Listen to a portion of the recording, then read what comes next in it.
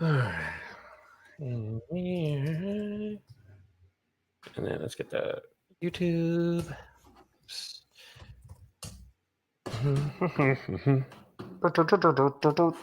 Oh, it looks like we got some people already up in the comments section. Already, just up in there, all up in that bitch.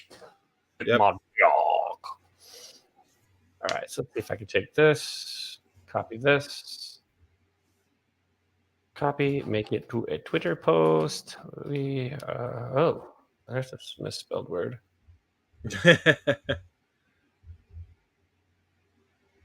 Oh no, there's not a misspelled word. You missed such a fun time at the ballpark this weekend. Oh yeah, got everybody. I think people are just sort of like, it is what it is. They suck. Ooh, let's just change this real quick. And today was their charity golf outing too, and it poured here. It's sort of like that's this, that's just fitting for this year, right? A charity golf outing and thunderstorms go rolling through here. And changes. Save. All right. Oh, that's not what I wanted. I wanted this. Okay, go back to the video. Oh, save changes. Oh, Brian, please suck it up. It wasn't 900 degrees. It was only like 850. All right. Oh, that's the wrong button. All right. So let's get here to live. That's not what I meant. There it is. There's the device. Copy and schmaced. Perfect. All right.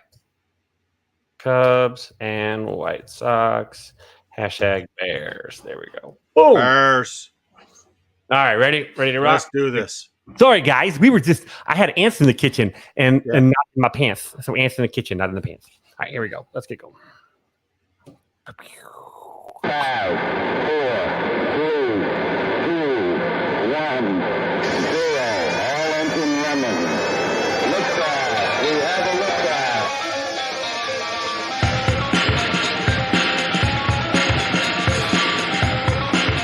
It's time for The Tainted Glove, starring your favorite man of questionable character, Aloha Mr. Hand. Hey, bud, let's party. And the Holy Reverend KFidds himself. It's go time, so grab a beer, grab a bite, and settle in. It's time for The Tainted Glove.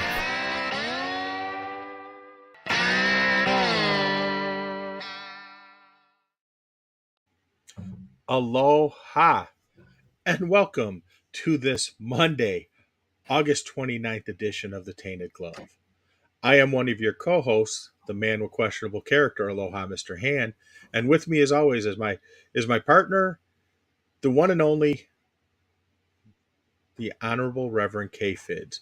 And I'll be honest with you, I am already a man of questionable character, but there might be more questions about my character after what I have to say today.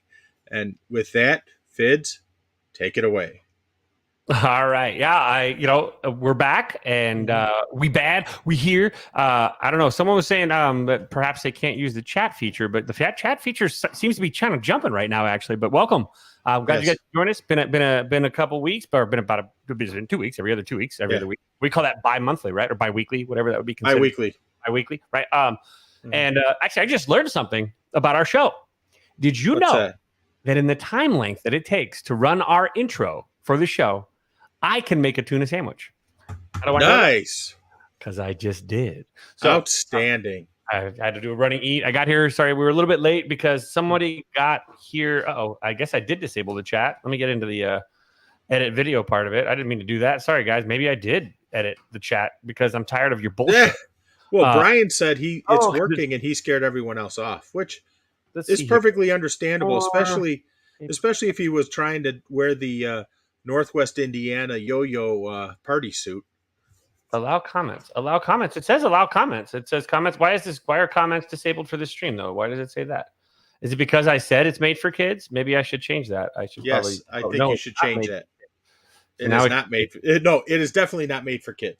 Here we go. Now, can you comment? Because now it's we're definitely not a box of trick cereal. We're not, Yeah, no, we are won't be kids today. in a sense, but we're not. It's not for kids. Yes. But that should fix that little glitch. But yeah, thanks for tuning in, guys. Got a lot to talk about. We've got some pessimism, some optimism, and a whole box of whatever you want to call it tonight coming headed your way. So thanks for tuning in. Let's get right to it, Pete. We're going to jump into the white. This is more pertinent than anything else. You guys had to deal with this. A big moment for the White Sox. I think the Cleveland Indians have peaked, and the White Sox had a really good opportunity taking on some of the worst teams in baseball, specifically the Arizona Diamondbacks. Great opportunity to take some games, get close to the top, maybe even take the lead in the division. And instead, the White Sox got swept by the Arizona Turdbacks, like literally one of the worst teams in all of baseball, at home to a very, very spirited crowd holding up "Sell the Team" signs in the background and really, really letting everybody have it with the Boo Birds. So I guess let's start right there, Pete. Is it time for White Sox fans to wave the white flag and surrender the season that has been 2022? Or should they stand their ground and stand on that hill one last time for the last 4 weeks of the season and die on that hill? What do you think White Sox fans should do? What are you doing? And what the hell is wrong? What do I think White Sox fans should do? I'm not going to tell anyone how to fan. I'm going to tell you what I'm going to do. I am going to continue going to the games because the fucking tickets are already paid for. And I am going to continue hanging out with my friends, having a good time, and booing the living shit out of this fucking product. And letting them know exactly how I feel, because this is fucking unacceptable. Absolutely unacceptable. Here's a hint, White Sox, and this is for the players. This is also for the front office, and this is for anyone who works on the team. If you want to talk the talk, you better walk the walk. So that means, Rick Hahn, get your ass out and answer some serious fucking questions about this team. Mainly about what is your plan to fix this next year? And I would pray that the reporters who are interviewing him, that when he starts his lawyer speak and double talk and rephrasing the question that was asked, will prompt him and say, hey, why should anyone believe that you know what the fuck you're doing and how to fix this? Because it's obvious he fucking doesn't. And for those people who were defending Rick, saying, oh, Jerry's holding him back, Jerry doesn't give him money. $190 million payroll, 7th in baseball. How much did he spend on fucking relievers? And he needed to go get more. All right? The guy can't identify fucking talent to save his life. This is a guy that thought it was a good idea to bring an obviously finished Edwin Encarnacion in 2020, who was a good idea to bring in an obvious never gonna be Nomar Mazara in, who thought, hey, let's bring Adam Eaton back. Yeah, that's a great fucking idea. How did that work out? You've had a hole in right field forever. You even had the nerve to say last offseason that you needed to address right field and second base. You didn't. So guess what? That is just absolute. That is an absolute failure by you. Now the players need to suck it up too. They own a lot of this too. And I'll tell you what bothers me. I sit there and watch this team, and they can hit singles. Oh, yeah, they have no problem hitting singles, except when there's runners in scoring position. Then all of a sudden, it's like they can't hit shit. I can't tell you how many times they've had runner at third, runner at second and third, bases loaded with nobody out, and get a big fucking goose egg on the scoreboard. This is an institutional, organizational failure at the biggest degree. And there needs to be a culture change there. And I know there's been rumors floating around that, oh, Rick may be shuffled around. He's being promoted up. It's the Dilbert principle in full effect. You rise to the level of your incompetence. That's what he's doing, because he's probably going to get fucking promoted. And then they're going to bring Chris Getz in to be the new GM, which is more of the same. White Sox fans, you will never, ever have a consistent winning product with this front door office and this organizational structure the way it is. Because frankly, they're losers. They don't know how to fucking win. They don't have the balls or the brains to do what it takes to fucking win. You know, you look at someone like the Dodgers, you look at someone like the Yankees, they go out and do what it takes to win. If they go, oh, we got enough, you know what? You never have fucking enough. Let's go get more.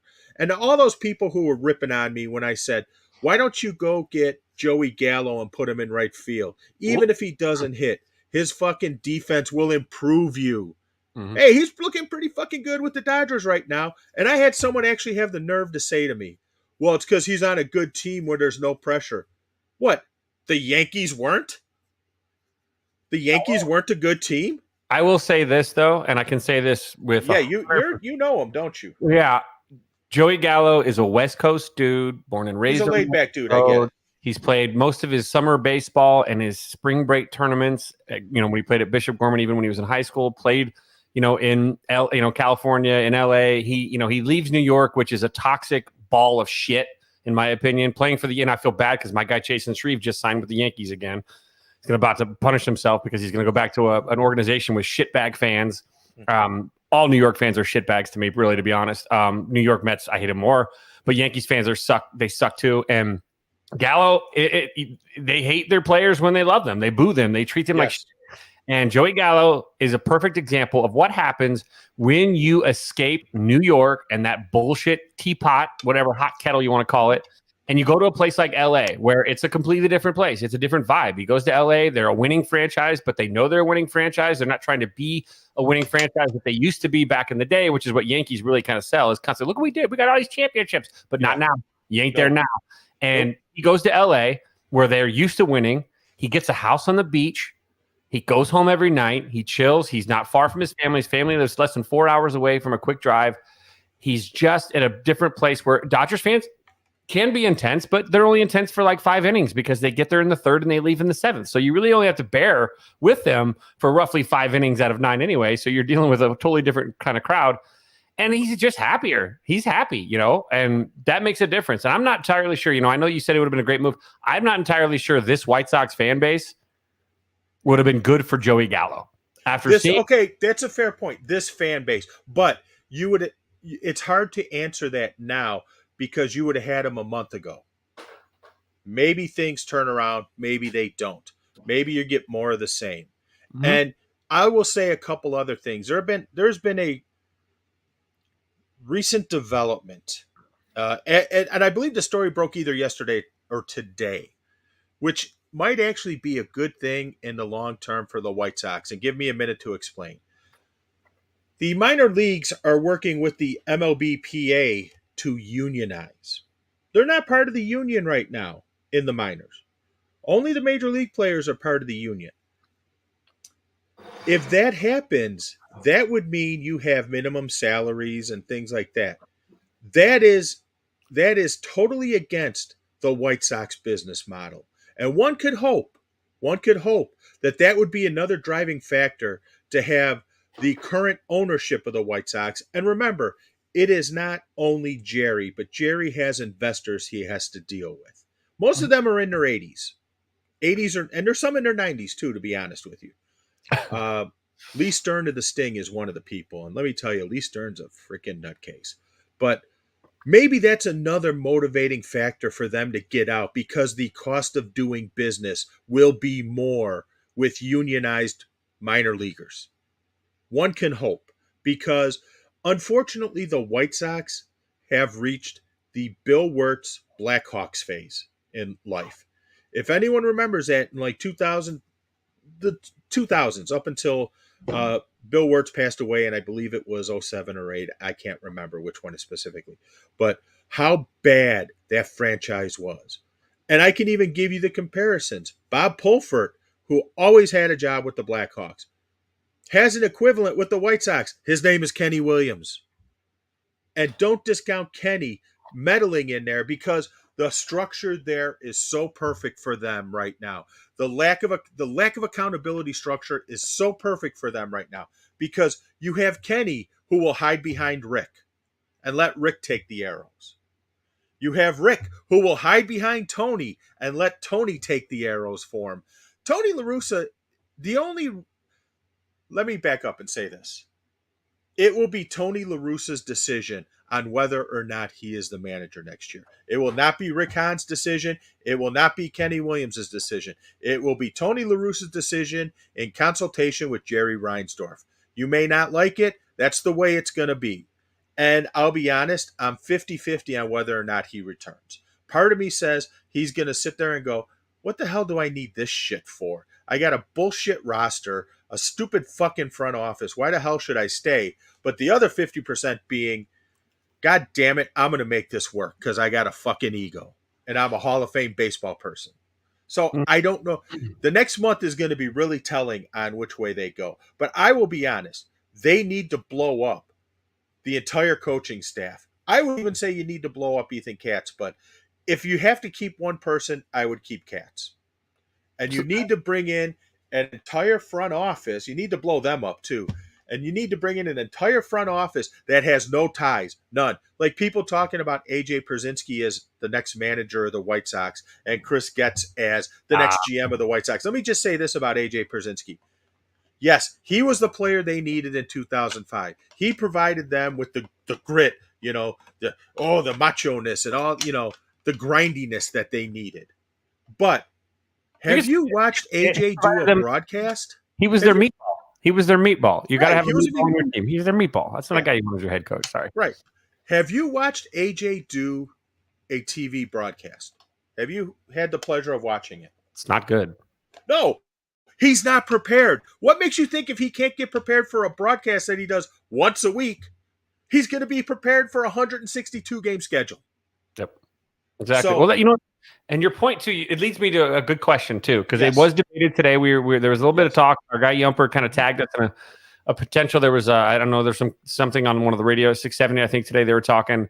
It was yesterday, actually. Yes, right. And it brought up the idea, and it brings up a really good question because there's been some names floated around. And of course, the easy name in Chicago to throw out there is the guy that's taken two cursed franchises that had been 100 years roughly without a world championship, and took those and made them into winning franchises by basically revamping the entire organization from top to bottom. And that'd be, of course, Theo Epstein. But there was a lot of resistance by a lot of White Sox fans in the discussion for whatever reasons. One was I can give you that reason. That reason is simple. You don't want Theo because he traded away for whatever. But that's not it. The question that it leads me to is Theo is one of the ones that tossed around. But then our guy, Jesus Strawman, also talked about the Andrew Friedman tree from the Dodgers. Now, Andrew Friedman, actually, I think he said two of this last year, and there were two of the four in the last four teams that were left. So in the NLCS, ALCS, that were Friedman. It was Friedman or a Friedman tree member. Yeah. And I think it was two the year before. And so I guess that poses a question. I guess it's a twofold question for you, because then you can kind of dig in what you were about to answer. Who do you decide? Is it Theo, or do you go with the Friedman? Because again, the Friedman tree could very well be another Friedman, or it could be like a guy like Jed Hoyer, who at current hasn't proven that outside of Theo's shadow that he actually can put a winning team together, because he's been in that job for 2 years, and the Cubs have like a 35 games or 40 games under 500 record in that time that he's been, in charge of that. So the question is, could it be that? So for you, Pete, whether it's Theo, and of course you hear some of the excuses, you can explain why White Sox fans were for some reason averse to the greatest franchise changer in the history of the game when it comes to front office, which is just such a strange, weird, because he was a Cub, I can't touch him. It's like, stop. That's it. He was a Cub. We don't need your Cubness here. You don't need that 7 straight years in the playoffs. Right. Yeah. Don't need that. No, don't need that. Go back to you need a White Sox. How many playoff appearances has this fucking team had? They just were celebrating this year the fact that they made back-to-back playoff appearances for the first time in their existence. And they still haven't done it in a full season. I agree. 60-game fast food drive-through. They got lucky in 20. Because remember, they dropped from 2nd to 7th in a week. And they expanded the playoff that year, right? Correct me if I'm wrong. They were expanded than compared to normal. Yes, they were expanded.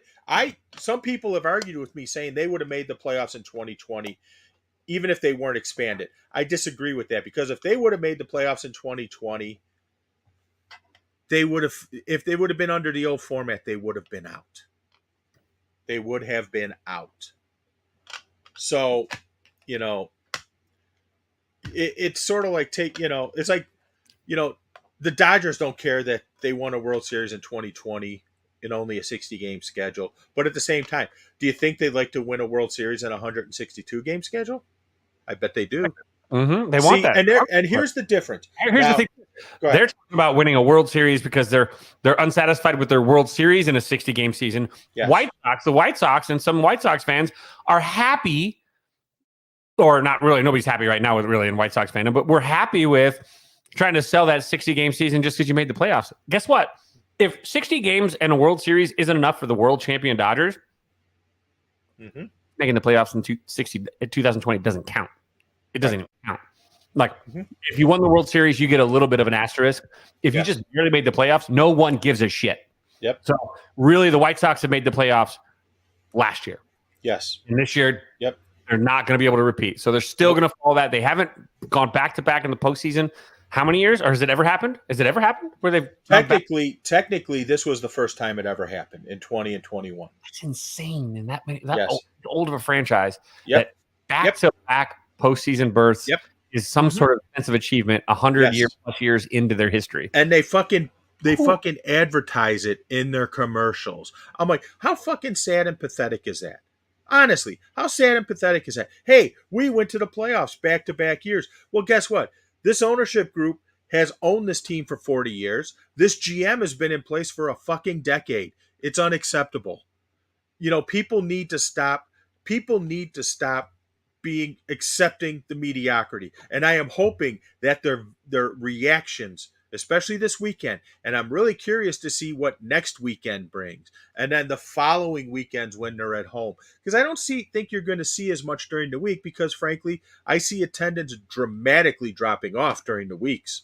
So you really have to key on the Friday and Saturday night games to get the true fan reaction, because Sunday is kids day, so a lot of people bring their kids, and they don't want to be rebel rousers when their kids are there. I don't know. I mean, except the picture a bunch of 9-year-old kids being like, "Fuck you, Tony!" Yeah, except the Lagoos who want to, like the little kid in the 42, Jackie Robinson. Yeah. 42, yeah, that stuff. But same thing, following Dad's lead and calling White Sox players and stuff. Right, learn from Dad. Hey, model the behavior. But right. So, but do you think? To answer your question, I was gonna say, what is your take? Because I know you want outside of the organization. Yes. What's your optimal of those choices, or are all of them fine by you, or where are you thinking? I would say honestly, all of them are fine by me, but I'm going to throw a couple caveats on it. The thing with Theo, I don't think Theo would come back to just be a GM or a president of baseball ops or anything like that. Nope. I honestly believe it has to be tied to an ownership stake. I mean, even to get him to listen, you have to say, "I'll give you 2% of the team or 3%." Throw a number out there. You have to give him an ownership stake. So that's the thing with Theo. Now, I think Theo is there. Theo he's an owner of a baseball, owner or the next commissioner. That's it. Or the next commissioner. There is no hiring Theo Epstein to be president of baseball operations. Yes. That ship in his career has sailed. Yep. It's yes. being the owner of an ownership group or bust. That's what White Sox fans can maybe pray for. Mm-hmm. Although I'm not entirely sure that Theo couldn't put together an ownership group to buy it out from Daddy Ricketts on the north side either, because there's a connection there. But thinking that if Theo's going to even be an option is a little bit kind of pie in the sky, because he's done. He's going to be a team owner, or he's going to be the commissioner of baseball, or he's going to start his own traveling rock band. Those are your three options. Yes. That's it. So I absolutely agree. I mean, in order to engage him in conversation, an ownership stake has to be on the table to start the conversation. But there's not even a guarantee that he would take it. But that's what has to be on the table to start the conversation. And there's been a lot of grumblings about the Sox may be going up for sale sooner rather than later. Sooner being like in the off season. I don't know how that'll happen, because right now you got two teams that are up on the market, and I don't see baseball really being excited about having three teams for sale, because they want to maximize value And the way to decrease value is to have multiple teams up for sale at the same time. But supposedly the national sale is supposed to be closing any day now. And then you got Artie Moreno getting out from the Angels. Talk about a guy who's had it much better than the White Sox and had worse results. You've had two generational talents on that team. And those tweets you see are funny and sad at the same time. Mike Trout went 4 for 5 with 2 home runs and seven RBIs, and the Angels lost 11-8. Those kind of things. Shohei Ohtani had 10 strikeouts, 2 home runs, and the Angels lost 12-2. Those kind of things. It's sad, but that's another factor to consider. And I know we've talked about Oakland moving to Las Vegas in the past, and recently there's been sort of a, shall we say, a shift in tone about the A's going to Vegas. Basically, I thought it would be a done deal, but it's sounding more and more like MLB is not going to help the A's get to Vegas because MLB wants that Las Vegas carrot as an expansion franchise so that they could really get some money in the pockets of the other 29 owners. Yeah, my people here in Vegas say the A's thing is an absolute, it's dead. But the expansion talk is 100% alive. That's what the people that I've spoken to here in Vegas. And I'm you know me, I'm an optimist. I've been wanting this A's to happen, just get a major league team here. But it every time I talk to, especially the two people that I think know more than anything else about what's going on in the city, they've got their finger on the pulse, like better than anybody I know. And both of them are like, it's dead. It's dead. Don't all these headlines and all these, everything is leverage. It's just to pressure everything up in the Bay Area. And it is about, getting a franchise here that is brand new. Vegas doesn't love the Raiders. The Raiders are a transplant. They're somebody else's franchise that came here, and they're going to eventually probably fall in love with the Raiders in some way, shape, or form over time. But the way that the city has rallied around the Golden Knights, its own. Vegas born is the hashtag. Vegas loves its own.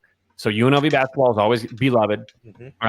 And you've got the Golden Knights as its first real pro franchise.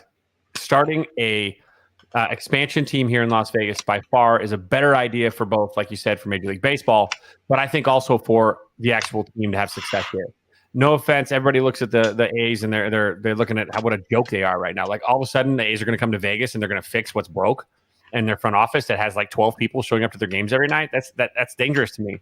Unless they were to sell the team completely, there's no point in this. And so you've got that.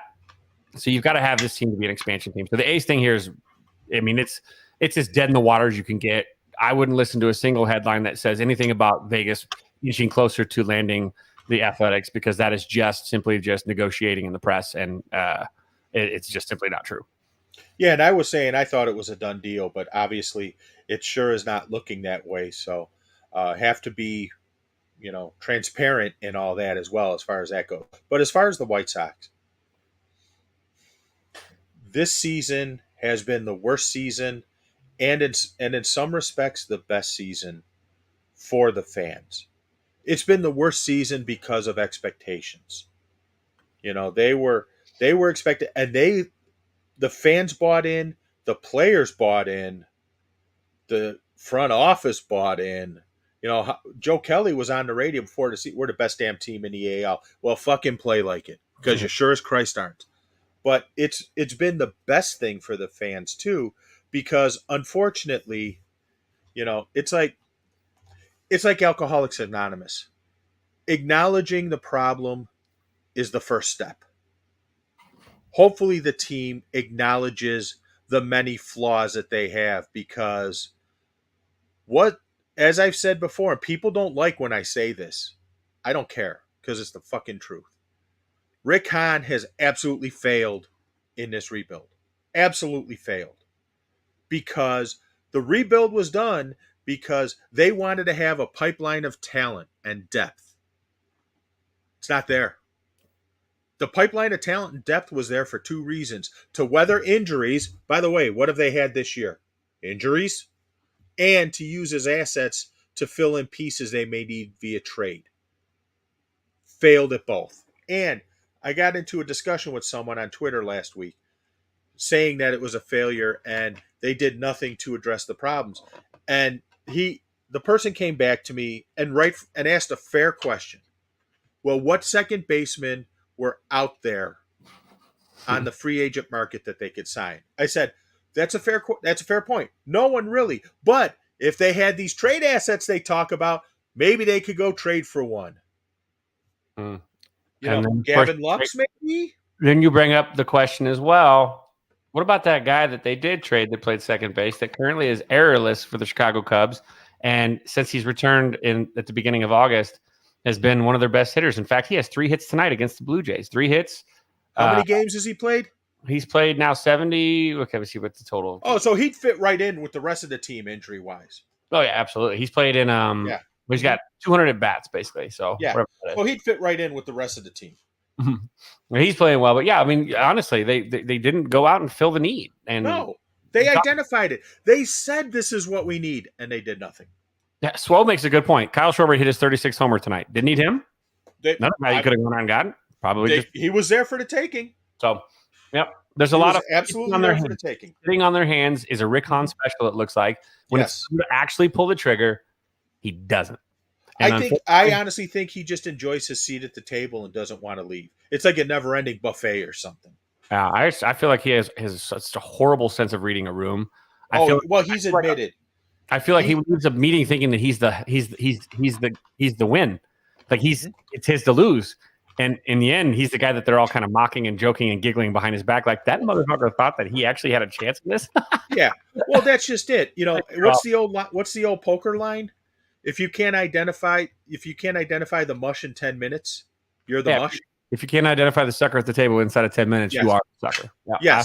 Yes, there you go. That's him. I mean, there's at least 2 times, well, actually 3, let's say, where Rick Hahn could not read the market. Manny Machado was one.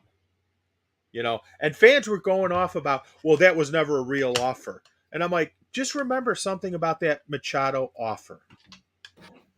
Kenny and Rick, and I'm using their words, went to Jerry and said, this is the offer that we need to give him to get him to sign. Jerry signed off on it. So it's not Jerry's fault that those fucking clowns can't read the room. Yep.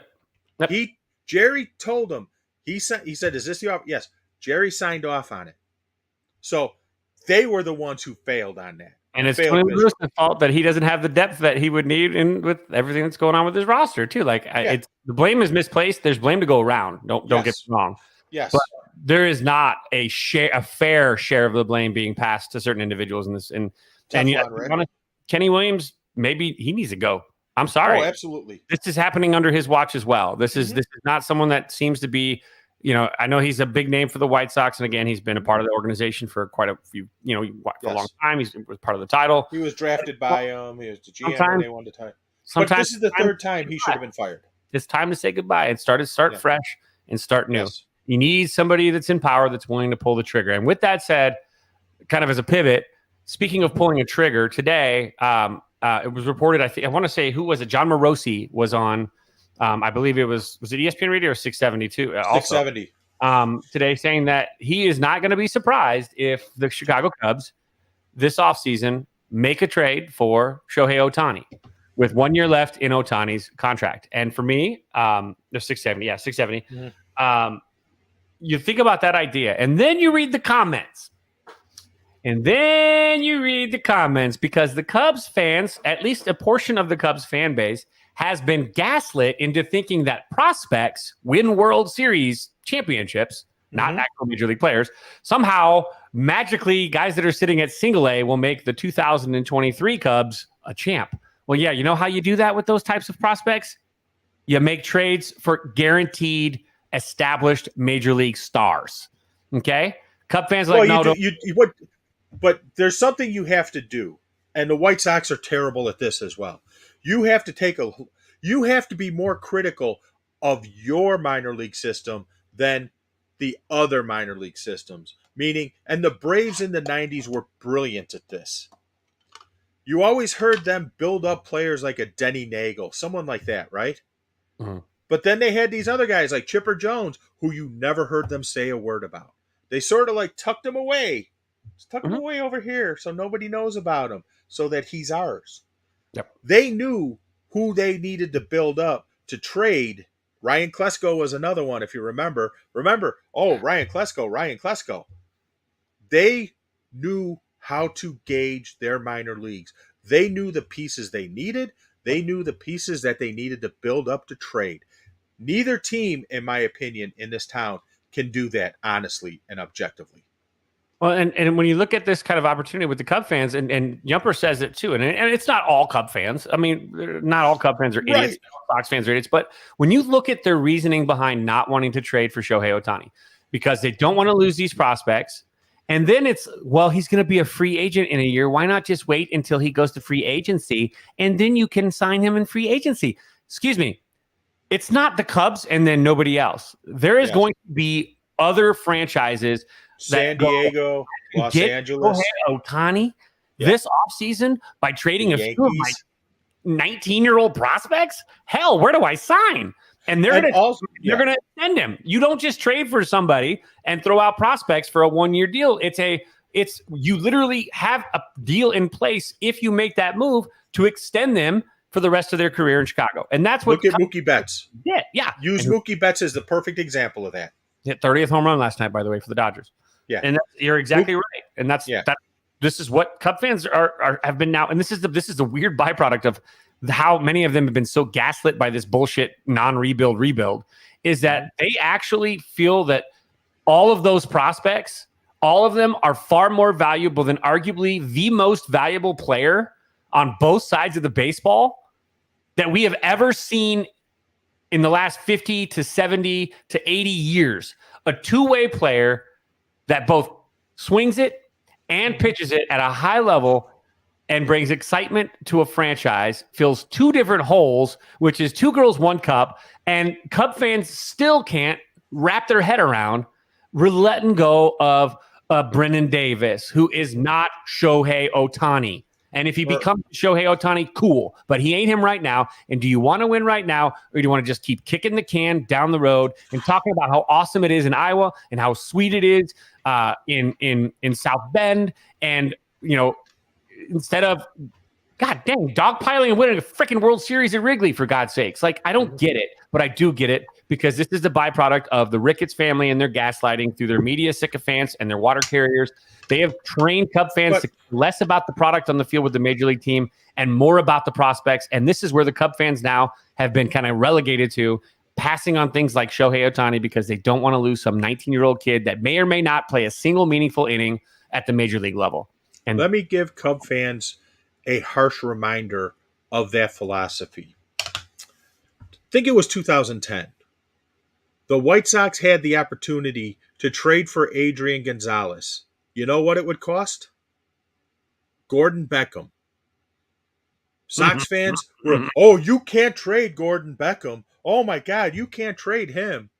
I was like, Gordon, I'll drive you to the freaking airport, man. If I have to, I'll drive you to San Diego. And that's just it. It's like, yes, part of it, I believe, with the fans is the fans understand that the team, talent evaluation wise, leaves something to be desired on both sides of town. And if you cannot critically look at yourself and say, here are the core players that we cannot move, you put them off on one side. And you say, here are the players who, yes, they're very nice, but if we can get the right offer for them, guess what? They're gone. And again, it's not a case of trading for the sake of trading. It's trading if the price is right. Every player has a price. Granted, like I've told people for years, in Chicago, there's only 2 athletes, that I would say were, untouchables. Only 2. And I'll give you a hint. Neither one played baseball. One was this guy from North Carolina. It was named Michael something. Might have known him, yeah. Yeah, and the other, or something. Yeah, and the other guy was sweet or something like that. Ran a lot. Yeah, ran up a hill a lot. A lot of hill, yeah. He liked to run up a hill in Barrington all the time. Yes, exactly. those were the only two who I would say were untouchables. So, and I've had people say, well, Frank Thomas wasn't untouchable. I'm like, hey, if the Mariners called and offered Ken Griffey Jr. for Frank Thomas, Take it. love you, Frank. See you later. If the Pirates or Giants called and said, we'll give you Barry Bonds for Frank Thomas, love you, Frank. See you later. Exactly. I've also had people go, well, what about Urlacher? Well, if the Ravens called and said, I'll give you Ray Lewis for Brian Urlacher, love you, Brian. See you later. Yeah, absolutely. And that brings us to another, about grass is greener kind of mentality. Because here you have Cub fans saying, no, I don't want to trade these prospects for Shohei Ohtani. But at the same time, clamoring for this offseason, which is kind of a little pivot again. We're going to pivot over to this. This offseason has one of the best shortstop classes, free agent classes. Yes. A bit. You're going to have, obviously, more than likely, you're going to get a Carlos Correa that opts out of his contract. You're going to get a Xander Bogaerts. You're going to get a Trey Turner. But here we are. All of this is happening. And right now, this season, and over the last two seasons, really, Nico Hoerner for the Cubs has been an all-star shortstop. Defensively, he grades out as the best defensive shortstop in Major League Baseball. Okay? So that's step one, at shortstop, not at second base, at shortstop, which picking it at shortstop is like having a catcher that is fantastic defensively. I don't really give two shits if my shortstop hits 215 if he picks it better than anybody else in the league. Just like I don't care if my catcher hits 210, as long as he's the best receiver in the game. Those two positions to me are fine with me to have guys that are just, but that's the thing is Nico Hoerner isn't. Nico Hoerner swings it. Nico Hoerner he's what is he? He's hitting 291. He's got a 750 OPS. He's got 15 stolen bases. He scored, where's his run scores? He scored 42 runs. He's got 18 doubles, 3 triples, 8 jacks. He's driven in 45. He's struck out only 48 times all season. Doesn't strike out much. Again, he just does it everywhere. And here we are, Cub fans going, I want Correa. I want Bogaerts. I want Turner. Oh, Nico can just move to second. Bullshit. Well, he is no Lurie Garcia, according to Brian. Bullshit to me. All right. Nico Hoerner is my Cubs shortstop. If they want to go get Carlos Correa, if they want to get Xander Bogaerts, which they're not going to because it's going to cost them a comp pick, and we know how that works with the Cubs organization. Plus, there's something else people need to consider about that. Any free agency is a two-way street. Are the Cubs going to be in a position to win next year? And that depends on what they do. And that's the whole lot of this is I don't. But do you think Correa or Bogaerts is going to commit long term? Having Bogaerts won't, because Bogaerts has the comp pick and the Cubs want nothing to do with it. You can cross him off the Cubs list for all I care. He's not coming. Jed is not going to give up a draft pick, especially what they've been doing with this farm stuff and the focus on it. So you're really thinking about Trey Turner and Carlos Correa. And this is what I'm saying right now. I am not okay. Nico Hoerner's my shortstop, but if you're going to get those guys, go for it. Drop those guys an extra $5 million for an inconvenience fee and say, hey, here's an extra $5 million. You're going to play third base for us. We don't need you defensively at shortstop because our franchise is better off defensively with Nico Hoerner at shortstop. And here's my test for who these guys are. If any of those free agents say, no, I've got to play shortstop or I'm not signing, they can take a long walk off a short pier because they don't give two shits about winning. If they did, they'd say, let me slide in at third. Nico gives us our best shortstop. I'll give us our best third baseman.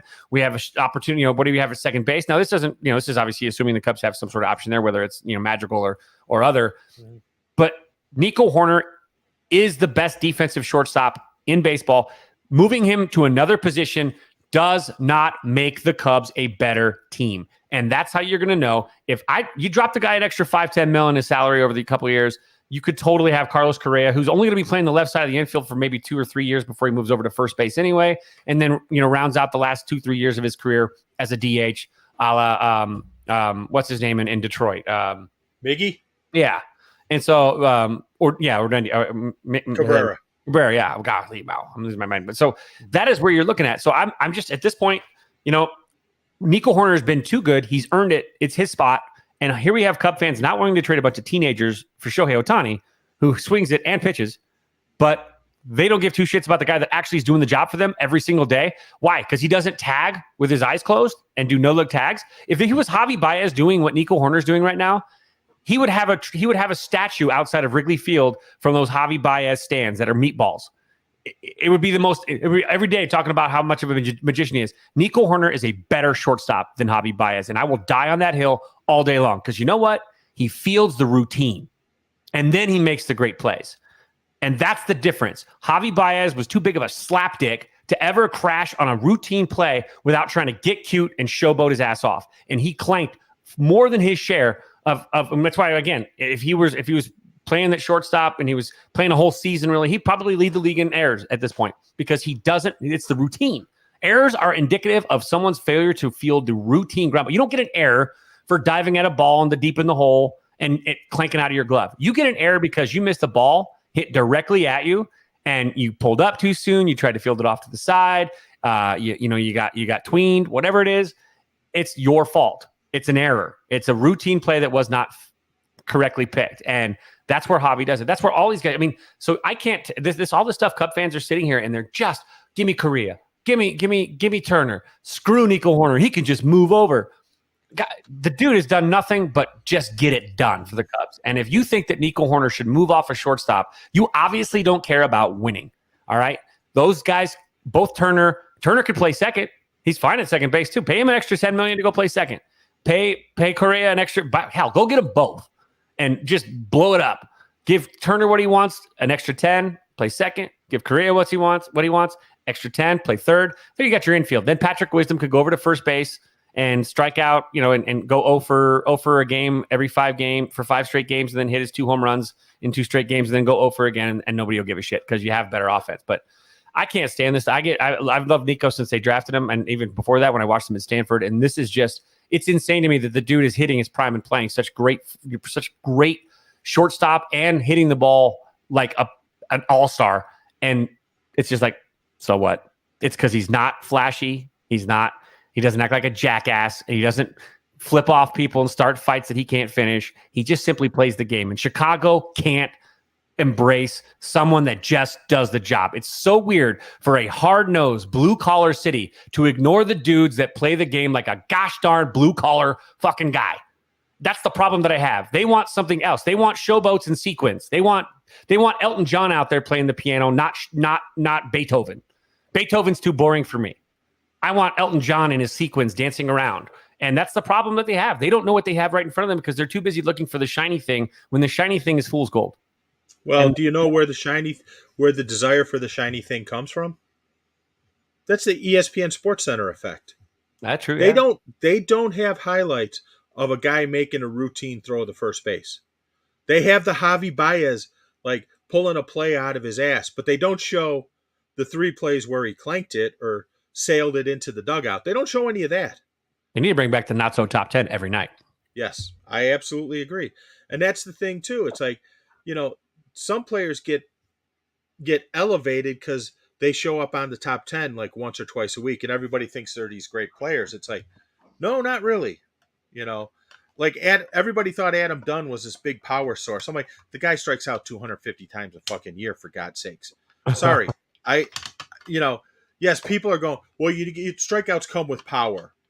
Yeah, ask all those guys in the 500 home run club about how many strikeouts they had. Strikeouts come with power compared to their power. Ask all those guys in the 500 run club. Get some reverb there. How many strikeouts they had. Strikeouts come with power compared to their power. Ask all those guys in the 500.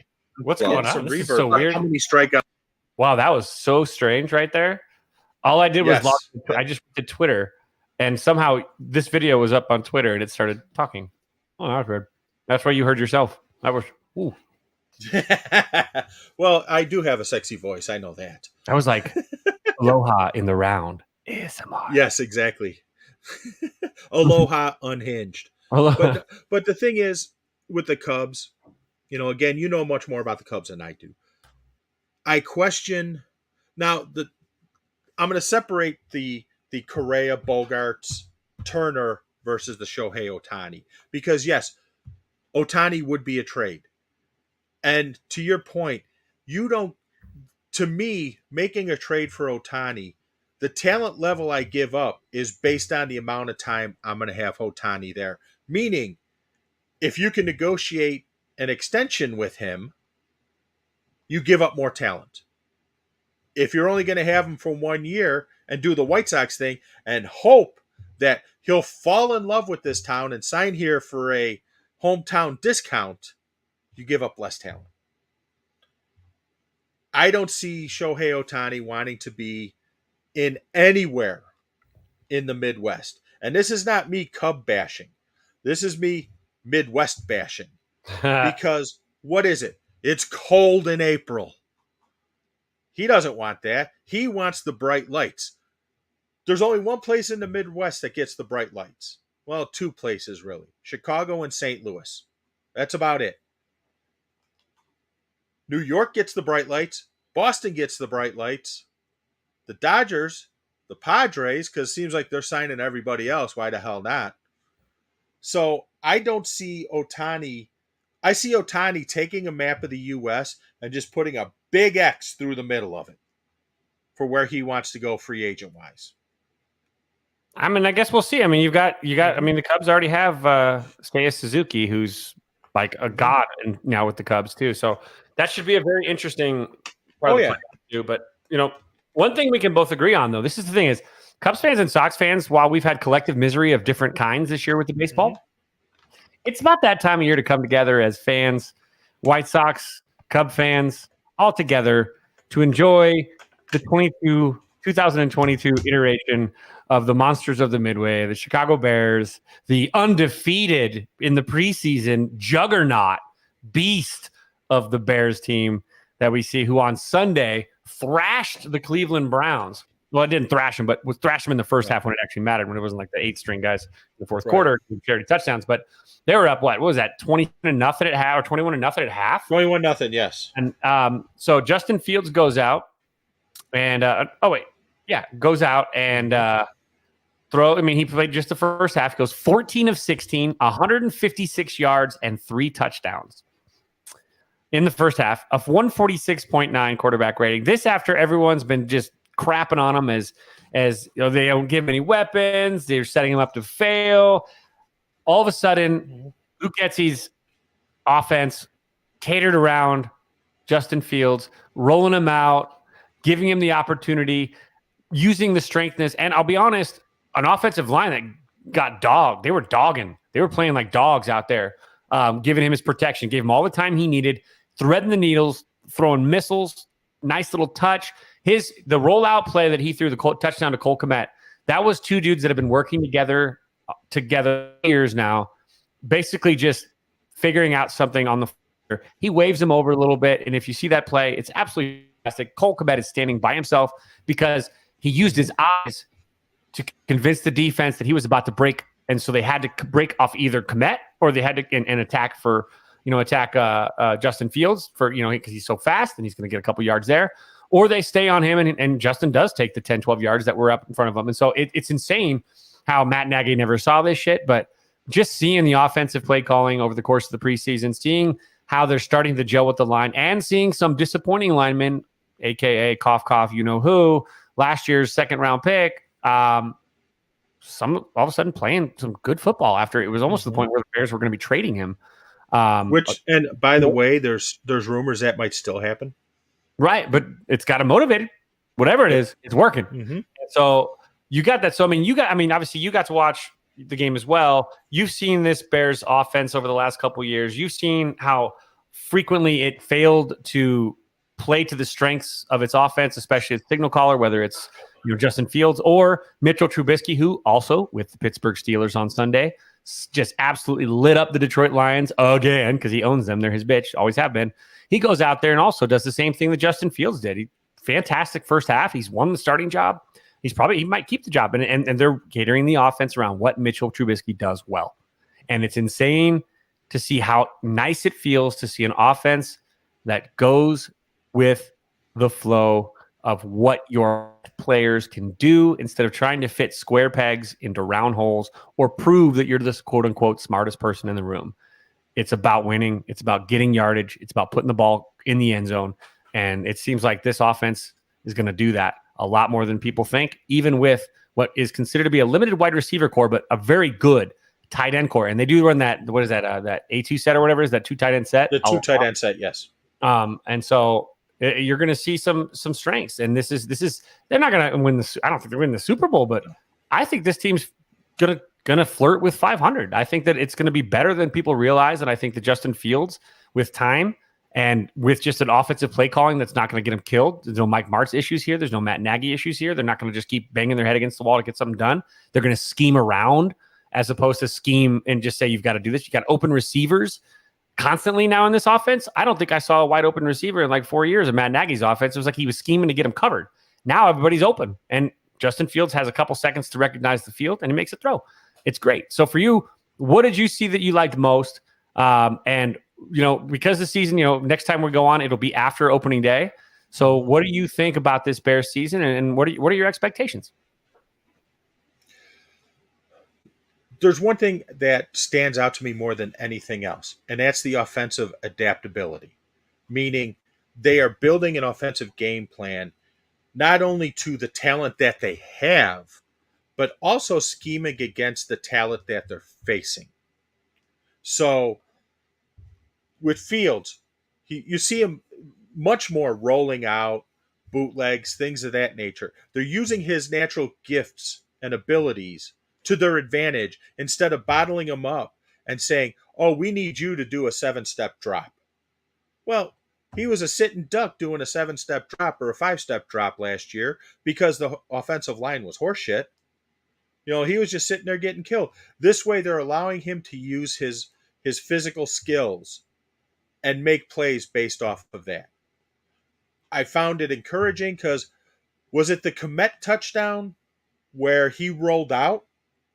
And like you said, he used his eyes to distract from where he was actually throwing. Sold it with his eyes. That's why Komet is sort of standing there like, hey, look at me. Because I believe it was a rollout. Yes, it was. On the Komet touchdown. Yeah. So I really like that. I like the fact that, because to me, Nagy, Tressman, John Shoup, Mike Martz, were all these system guys. You had to fit into their system. They never sat down and truly coached. And when I say that, I mean they never sat down and said, well, this is what this guy does well. So let's build that into our offense. This guy does this well. So let's build that into our offense. I mean, to be honest, I've been watching the Bears since the days of Walter Payton. Kind of easy to game plan, to build an offensive game plan when you got Walter Payton behind center. Okay, hand off Payton left, hand off Payton right, hand off Payton up the middle. Pretty simple to call that. But the game has changed, and finally people in Chicago are starting to recognize that this is not 1985 anymore. Football is an offensive game, not a defensive game anymore. I mean, if cornerbacks breathe on wide receivers, it's a penalty. And you need to. The quarterback is 1A, 1B, the most important single sports figure in all of sports. I don't think the quarterback has the most impact in all of sports. There is one position I think has a bigger impact, can impact a game or a series much more than a quarterback. And that's a hockey goalie. If you get a hot hockey goalie, he could single-handedly carry a team to a championship. Quarterback can't necessarily do that unless you're talking about a guy like Dan Marino, which he never did, a Joe Montana or a John Elway, someone like that. But I find their offense encouraging. Let's see how it goes when you have when you are in the regular season and teams scheme for you and you scheme against those teams. That's what I want to see. I agree with you. They're not going to win the Super Bowl. I don't think they're going to make the playoffs. And it's not that they're not going to be better. I just think the talent gap between them and the Tampas, the Green Bays, the Rams, the Bengals. I think the talent gap is too large this year. This year is a year where they can see what they really have, and if they are, and this goes to what we talked about with the Cubs and Sox too, where they scout themselves because they have like $100 million next year that they're going to be able to use in free agency. So this year they really, really need to scout themselves and say, okay, we need to address, we need a shutdown corner, or we need a number one wide receiver. We need a center, whatever it may be, and go out and get it in free agency next year. Next year is when I'm really expecting the team to take huge strides because they should have a year of self-assessment. They should know what their needs are, and they have the money to go get it. Mhm. But I don't think this year is going to be the train wreck that a lot of the football experts are calling for it to be. But I will say this too. Watching Hard Knocks on HBO, the Bears may have a problem with that Hutchinson kid in Detroit. Hmm. The Bears may have a problem with him. I think a lot of teams may have a problem with him. Just throwing that out there, But I don't think they're going to be the train wreck like, say, the Jets or the Giants. I don't think they're going to be that. I don't think they're going to win the division either. But I think they'll be entertaining football. I think they'll be in a lot of games. And I think the reason that they'll lose some of those games is because of the talent levels just not at where championship level teams are. Mm-hmm. Well, and that, and you bring that up too, by the way, I do want to point this out that, I just asked the question because this is a totally Cubs related, White Sox related, the post from Cheat Seats Pod about the Kimbrel trade. Yes. But when you compare now Nick Madrigal to Pollock, even Madrigal has a 0.5 WAR this year, and Pollock has a 0.1 WAR. And I'm wondering what Disick said. Austin Disick said, I don't think that's accurate. Know your stats, but I'm wondering if he's talking about Nick Madrigal's defense because White Sox fans need to check the stats. Nick Madrigal's grading out as an above average Major League second baseman. His outs above average as a second baseman is, let's see here, by position right now, and having only played like half the season, right? Mm-hmm. His outs above average are, where is he? He is ranked 16th in Major League Baseball in outs above average. So he is in the middle of all defensive second basemen. So the Nick Madrigal is a terrible defender this year. He's made 0 errors, and he's graded out. He's a +2 outs above average, which, I mean, if he gets one more, he'll be in the top 10. If you had 3 outs above average, he'd be 10th ranked second baseman in all of baseball defensively. So I think it's time to kind of throw that little whatever out. It might be out now that he's healthy and playing. He's actually fielded more ground balls and had more attempts this year than any season ever as a Chicago White Sox player. He's actually about to pass his total chances in one season than he had with the White Sox in what he basically had like 2 halvesies, right? Two half seasons, yeah. So that's just side note. Well, totally side note. I want to keep back. I want to keep back with the Bears. That popped in my head. I wanted to say that before it went out there because I'm sure people were like, what the hell? Nick Madrigal is not a shitty second baseman. He's at least league average, if not better than above average, a little bit better than average as a second baseman. He is literally one backhand up the middle from being in the top 10 when it comes to outs above. And so anyway, with what the Bears... Let me say one thing about Madrigal.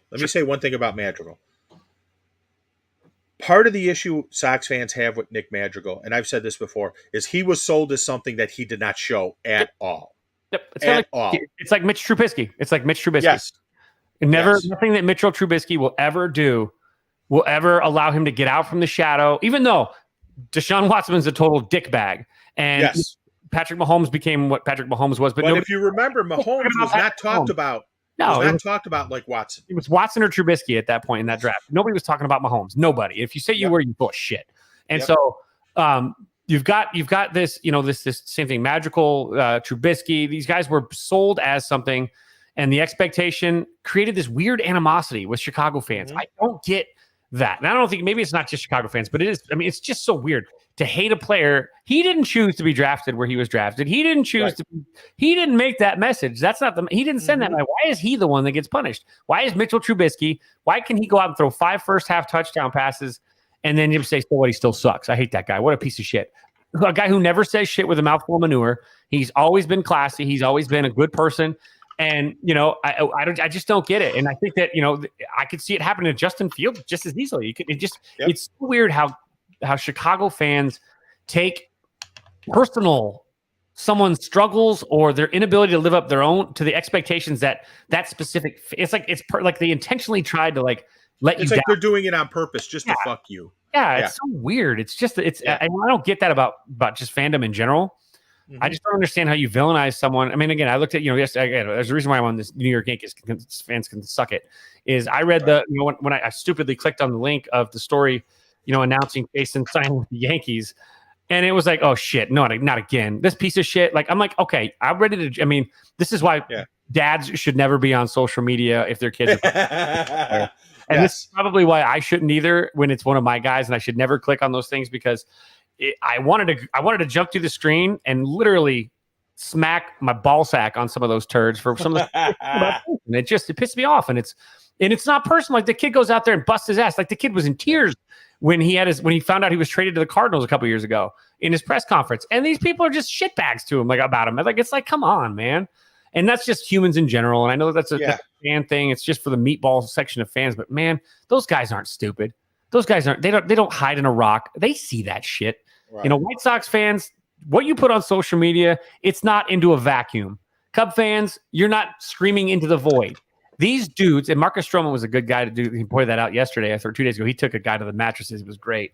But these guys are on there, man. They see this shit. So you really think you're supporting your team by calling guys scumbags and losers and pussies? You think that shit goes over well in the locker room? You think those guys want to go to hell and back for you as a fan when you're on there talking about how bad they are and insulting them and calling them a bunch of names? Yeah, you don't deserve them.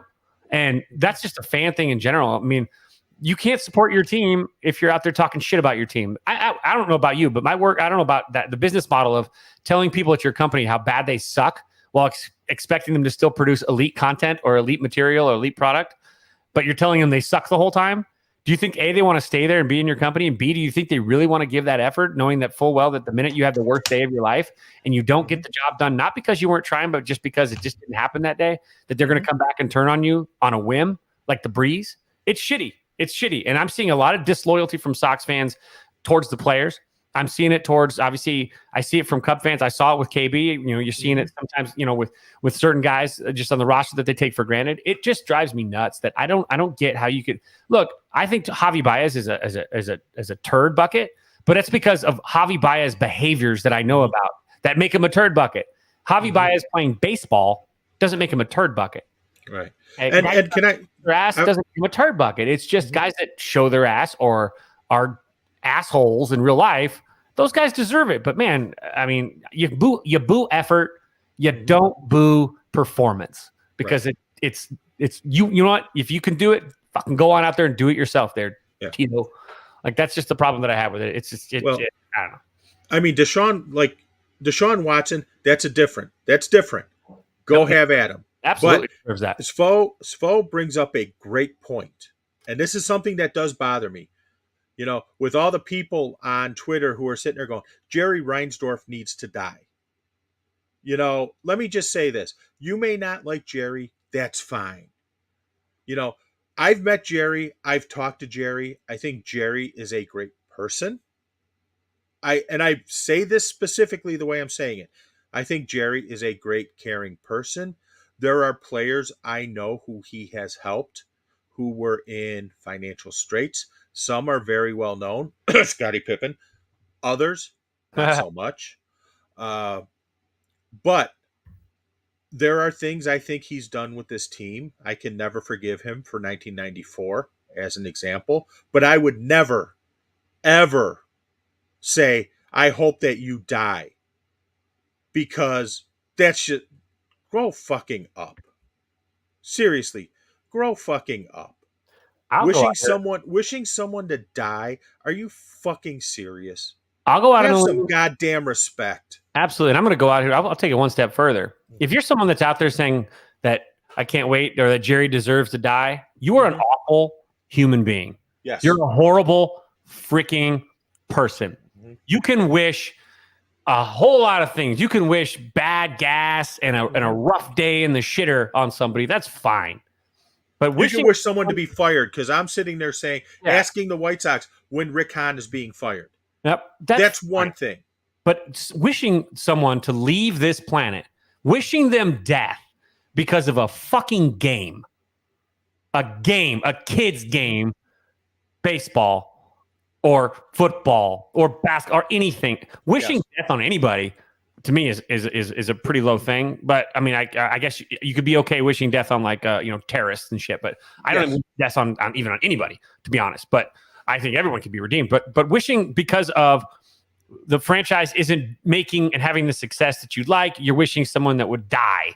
You're a horrible, horrible human being. And if that's you and you're listening to this show, I'm talking to you because that is a line you don't cross. It's a game. Okay? It's a pastime. It's not war. No one's hurting other people. It's a game. It's a pastime. It's play ball, not work ball. And here we are, some of these jackwagons out here wishing death on an old man because the White Sox aren't winning enough games this year. Take your lip, pull it up over the top of your head, and swallow real hard, meatball. You don't deserve to be at the ballpark, period. Absolutely. And just spin it this way.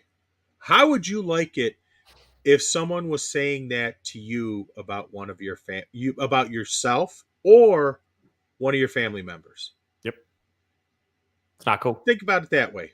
I'd rip Karma's a fucking bitch. Always remember that. That's the shit. That's the stuff that you get your jaw ripped off for. There are very few things, but that's one of them. You wish death or harm on people that I care about. We're dancing. That's it. Period. And I just, it's not okay. It's just, it's the toxic aspect of, fandom. And this is something that this year, I think I've seen it. It sucks, man. And I'll say this. I've been a big fan of White Sox Twitter. Cubs Twitter drives me nuts because it's just can be really a rough go at it too. But man, I always held White Sox Twitter up to this high standard.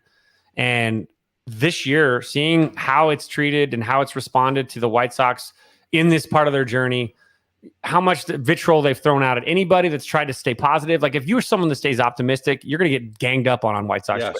And it's not like this is happening in August. This has been happening since April. This is not something that just started in the summer. It's been going on since the first pitch of the season for the White Sox and White Sox Twitter. It's been insanely, it's been very depressing to me because I've always held White Sox Twitter to a higher standard than Cubs Twitter. But I'll say this now. I see no difference. I see no difference in baseball IQ. I see no difference in personality. Nobody has the market lockdown or good or bad. I feel disappointed overall in all of this. And it's kind of funny. The Cub fans have gotten back to optimistic. In fact, it's almost you got to taper it back a little bit for some Cub fans because they're just lose by 10. It's the best game ever. It's awesome. We'll take it back. Let's be a little bit more logical there too. But at least there's some positive optimism out there that, you don't want to ever crap on super optimism and just, you kind of want to hey, by the way, that is Patrick Wisdom's first hit in 17 at bats. So yes, it's a great deed, a home run finally, but blah, blah, blah. White Sox fans, it's screw you, Moncada, you piece of shit. Screw you, Eloy. Screw you, Tim Anderson. Screw everybody because they didn't get you went 0 for 5 today, or they swung at the first pitch, or they rolled into a double. Screw you. You suck. I hate you. This guy's such a waste of life and oxygen. It's just man. And let me say one thing. It matters. It matters to these guys. These guys feel that at the ballpark. And if you don't think that they do, you're oh, they're $1 million play. You are so aloof to the reality of human beings and the experience of humanity. These guys feel it. These guys know it. They understand what positive and negative energy is. And when you're giving out negative energy at the ballpark, they feel it every single day. And guess what, White Sox fans?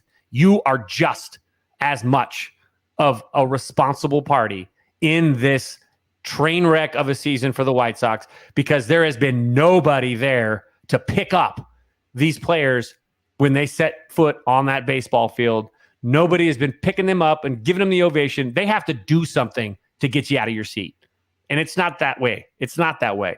You should be getting them and picking them up when they're down, just like they pick you up when you're having a bad day when they go out and blast the Twins or something. You owe them that. The game owes you nothing. We all owe the game and act as such. Because White Sox fans, how you've treated the White Sox roster this year, other players look at that and go, I don't know about that fan base. Thank you for saying that, because I was going to say, also remember one thing: the White Sox are not a destination, Nope. and there are many factors as to why.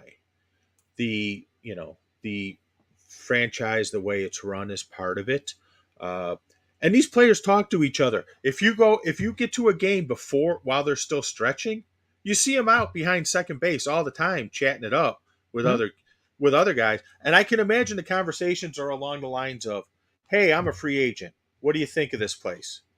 Hey, what's going on over there? Why you guys suck so bad?"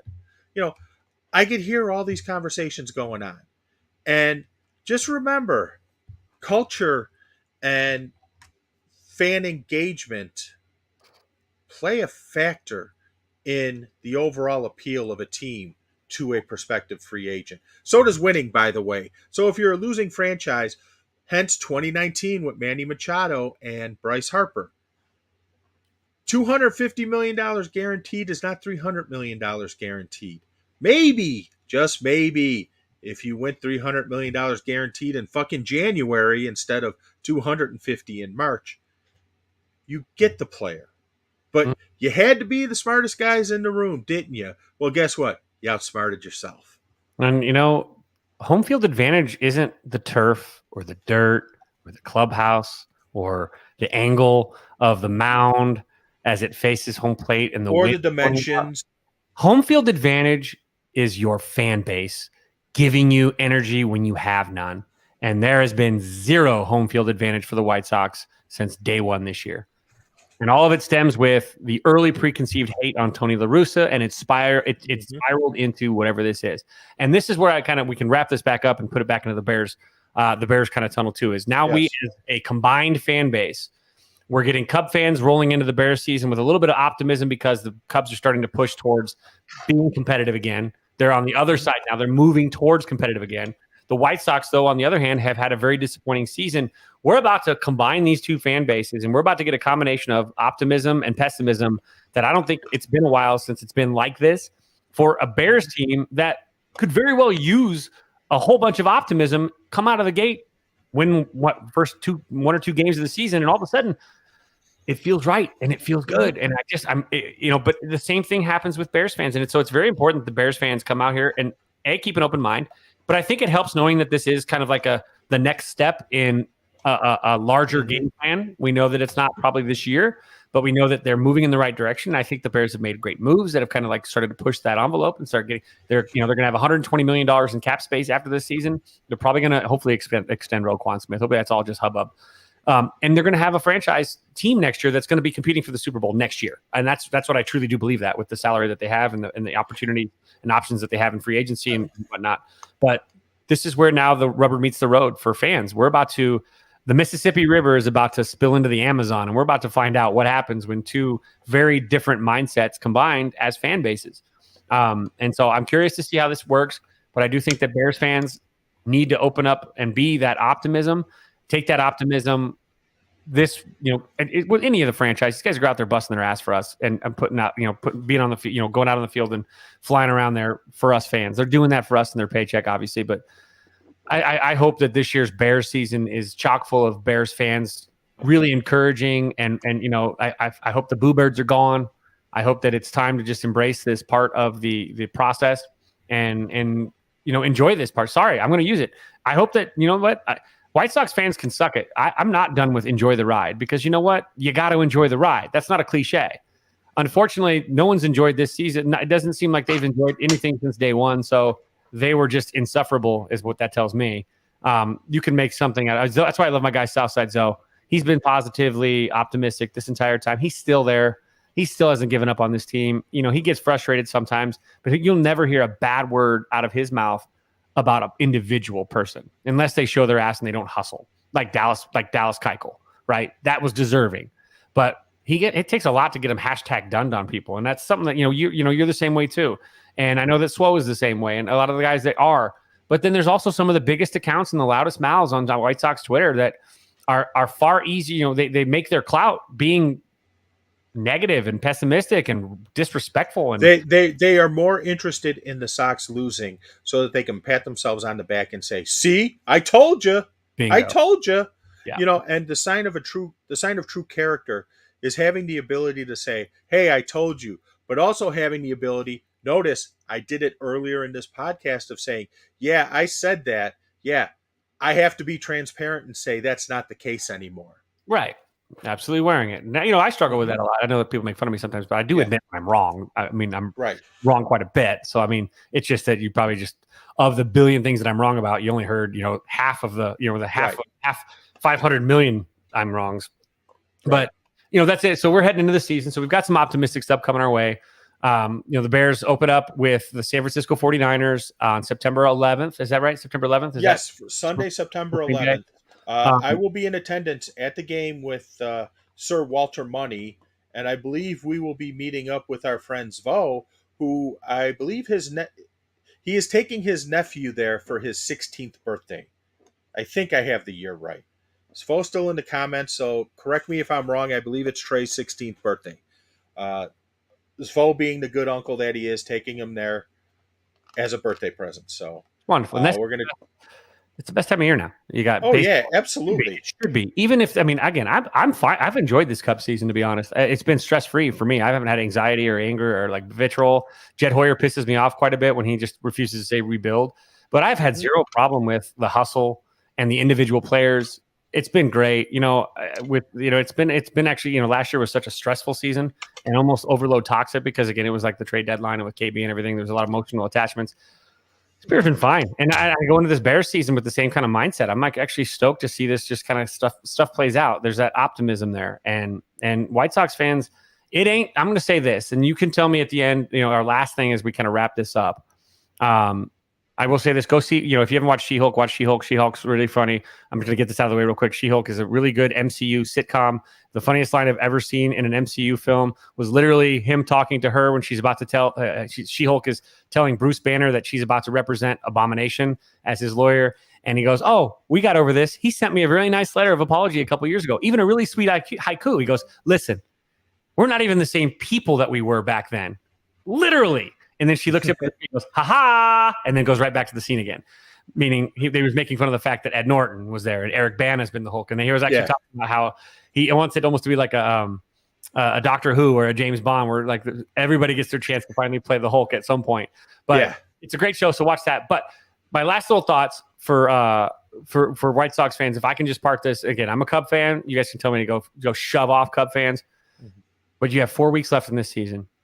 And if you knew that just throwing caution to the wind and supporting your team positively, optimistically, without showing up with signs like sell the team and booing everybody for God knows for sneezing, go in there for 4 weeks and give it your best positive fandom. If you really knew that doing that for the next 4 weeks would get the White Sox in the postseason, perhaps get them some momentum and help get them maybe make it even a little run at this because the American League to me is wide open as opposed to the National League, wouldn't you do it? So my request or my challenge to White Sox fans is bring the positivity for 4 more weeks. When the season's over and if the White Sox don't make the playoffs, then you can drop the nukes. But you got 4 weeks and you're not out of this thing. Give it what you can to pick up your team and give those guys the positive momentum to help cross the finish line and get there. They can't do it without you. And I mean that 100% as someone who speaks with pro baseball players all the time. It is 100% important that the fans are there supporting the players and not there to bury them. Don't bring a shovel, bring a pom-pom for the rest of this 4 weeks. And then when it's over, you can bring out the bats, you can throw Tony La Russa in and bring him out into the cornfield and you can totally Tony Spilatro him if you want. I don't care. But save it till the season's over. You have 4 weeks for the rest of this offseason. Finish. You're down 5 games. A 10-game winning streak, a 9-game winning streak, which they've done multiple times this year. And a couple extra wins here and there, and I think Cleveland's peaked, and I think the Twins are just not going to. They're just going to kind of hover at 500. They have an opportunity to do this if they can just get something going. And rock bottom felt like rock bottom every week it seems, especially after losing the Diamondbacks. But go out there and just make something magical happen. Magic doesn't happen without fans believing, and it starts there. So I challenge White Sox fans to go out there and finish this season on a positive note, and then at the end of the season, after everything's over, then you can reevaluate and then you can drop your nukes all you want. but don't drop the nuke during the season. There's still games to be won and a possibility that you could still taste that sweet postseason. So there's my challenge to White Sox fans. That's all I got for tonight, Pete. What are your final thoughts? And let's take it on out. Well, I really got nothing to follow that up with. So all I'll say is, one other thing I'll add. I know you're excited about this. I am too.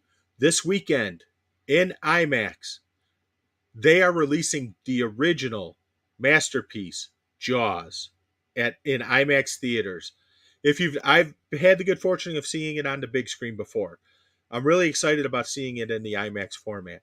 So if you get the opportunity, definitely go see it. Go support the movie theaters. They're wonderful places to go. And also, there's Saturday, by the way, Saturday is the 3rd. It's Saturday the 3rd, I think it is.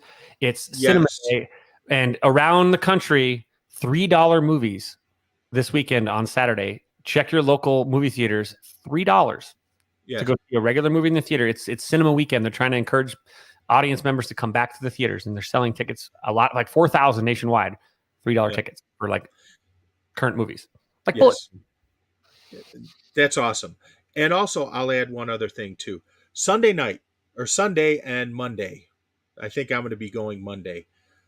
They are doing a 40th anniversary screening through Fathom Events. It's a great website, fathomevents.com. It tells you all old movies that are being re-released for, 2 or 3 showings at the movie theaters. Star Trek II, The Wrath of Khan, is coming back to the shows Sunday, Monday, and Wednesday, I believe. Khan! Amazing. Yes. So definitely, if you can, get all over that. It is, as a Star Trek fan that I am, it is by far the best Star Trek movie of them all. First Contact is a close, not too close, but a close second. But definitely get out there. Go enjoy movie theater, Dave, with those $3 tickets. Go support the local movie theaters. Go support your team. No pro football this weekend. I know there's college football because I know our guy Vo is very excited about the Florida State LSU game Sunday night, I believe it is. And all I can say to my guy Vo is, go Tigers. And with that, I will turn it over to our resident psychologist, our resident wise man, our resident philosopher, the one and only, yeah, dog, take it away. Aloha.